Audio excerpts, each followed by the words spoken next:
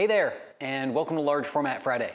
I'm your host, Matt Mirage. If this is the first time you're stopping by the channel, there's a playlist of our entire third season of LFF.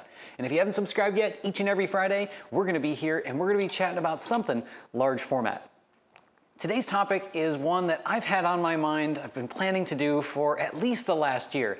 And every time I look at it, I think, oh my gosh, I don't want to talk about this. I'm not ready to yet. But it's one that we really need to discuss in large format. This is a topic that I think is important to understand, but not to let rule your life when you're going out and shooting. And that inevitable thing that we were going to talk about is depth of field. So, of course, if you're into photography, depth of field is that area of acceptably sharp focus in front and behind the point at which we're focusing on. When working with depth of field, the most common controls that we're aware of as photographers are our lens choice, so our focal length, the aperture that we're using, and our distance to subject. Wow, talking about depth of field without even talking about circle of confusion?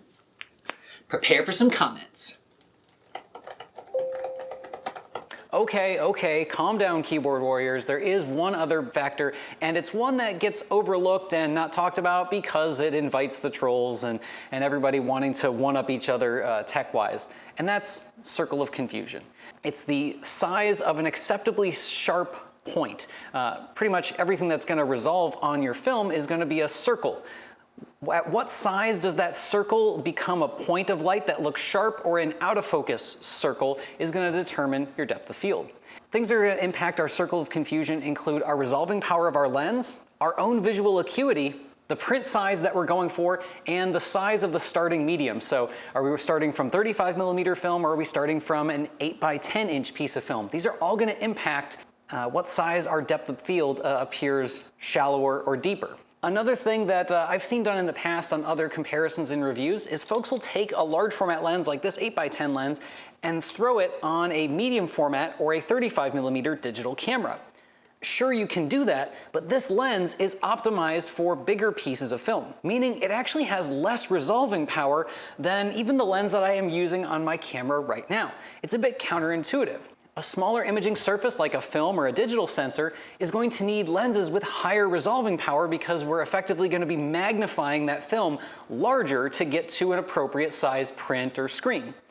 When I'm starting with something that's an 8x10 piece of film, if I want to make an 8x10 contact print, I don't need any enlargement whatsoever. And even making a giant print is only a modest enlargement compared to what it would be for 35mm, 120, or even 4x5.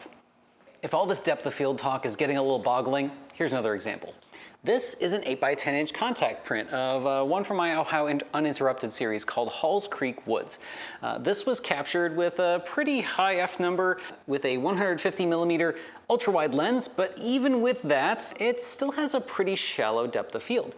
But this 8x10 inch print doesn't have near the shallow depth of field look to it when I compare it to the bigger version of it back here. If I'm this up close to this giant print right here, I can scrutinize all sorts of tiny bits of the image. I can actually see some leaves right down here are a little bit out of focus. And my area of sharp focus is exactly right here. But honestly, very few people are going to look this up close to a large print, unless you're, well, a photographer. Most folks are going to take it in. They're going to step further back from the print instead of being right up near it. Now, on the other hand, if I take my 8x10 contact print of this same picture and I look at it from the same distance, it appears I have more stuff in sharp focus because I'm not magnifying the image as much. The closer I get, or the larger it's magnified, the more that depth of field decreases. You know, a lot of the look folks talk about when they're discussing large format has a lot to do with a wider field of view and a much shallower depth of field as compared with something in 35mm or 120. Despite popular belief, large format isn't just about bokeh. Bokeh? Bokeh. Bokeh. You know, moving up to large format is great because some of the lenses that come standard with them can effortlessly give you a super shallow depth of field without having to go for super rare or crazy expensive glass.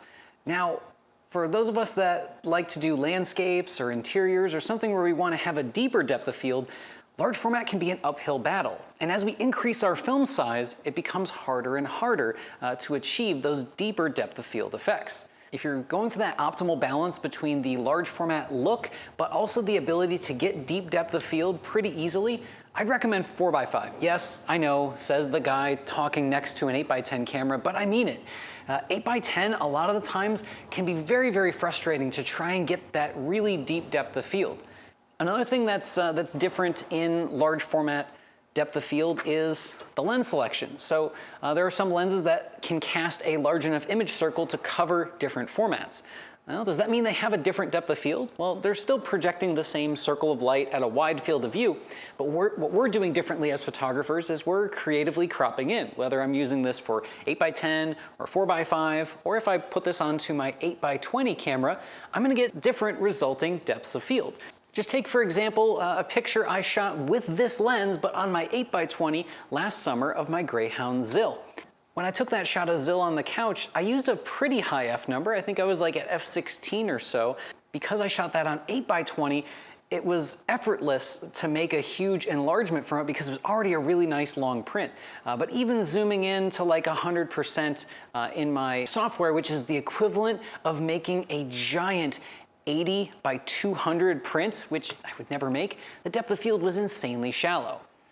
So if you've just gotten into large format or you're considering getting into large format, just know that as the size of the film increases, 4x5, 5x7, 8x10, we're generally gonna need longer lenses with higher f-stops to achieve similar depths of field. So what do? Do we just throw our hands up in the air and say, f11D. By the way, that's what I call it when I can't remember the super high f-stop I used. F64, F9, F11D, that's what we use for the shot. Well, there's some other things that we can do, especially with our large format camera, to control depth of field. When I'm doing a lot of my landscape shots, I typically can't get everything I need in deep, sharp focus without running into other things like film speed, reciprocity failure.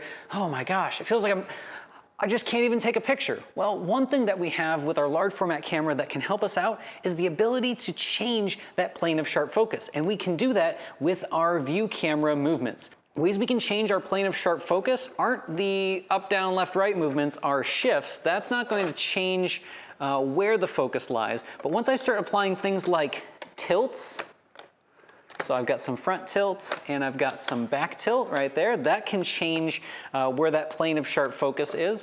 And I can also start to apply some swings. So I can swing the position of the lens. This is gonna change my depth of field by creating different vertical slices that are in sharp focus. And then if I tilt the lens, that can change the horizontal slice that becomes in sharp focus. This is a great way to achieve a neat look and enhance the overall sharpness in a large format shot without impacting the aperture and having to just like close it all the way down. Another thing that can happen when you stop a lens down way, way, way far is diffraction. And my honest opinion about diffraction is I have not made the kind of prints where I would be able to see diffraction. You would need to magnify something made with 4x5 or 8x10 so much to see diffraction that I don't sweat it. A vast majority of the people that buy my prints are other artists, and they appreciate art for aesthetic reasons, not technical reasons. I've never lost a sale or had somebody return a fine art print because they said, oh, the depth of field just wasn't right in the shot. Like, nobody does that. Like that, it just doesn't happen. So don't let depth of field defeat your creative vision, but try to work with it. Use the advantages of the tools that are possible, including movements, to help optimize and get that shot that you want. You know, this is the third month in which we're trying the Large Format Friday Sustaining Member Program. It's been going great so far, and thank you so much for your continued support. It allows me to do things like what you're seeing here. If you want to learn more about becoming an LFF Sustaining Member, I'm going to throw a link up there to view the details. Starts at $1 a month and goes up from there. So thank you. Depth of field in large format photography can feel like a real headache sometimes, But just remember, it's another tool that we have as photographers. You can choose to use it, you can choose to ignore it.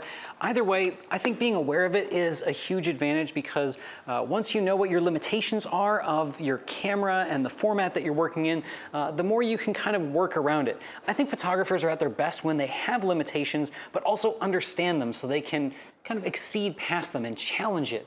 And then when you choose to, yeah, you can impose more limitations by changing the camera, changing the lens, and getting out there and working with it. The best way to work through all of this large format stuff is to go out and shoot. Whew, that's a lot. But again, this is a creative medium. This isn't a standardized test. No one's grading your photographs. Use the depth of field creatively as well as technically. Hopefully this has helped with some of the technique, but if you have any questions about depth of field as it applies to photography, go ahead and drop those down below in the comments. And as always, for long form questions, you can shoot me an email, largeformatquestions@gmail.com. Thanks again for stopping by, and we'll catch you next week for more LFF.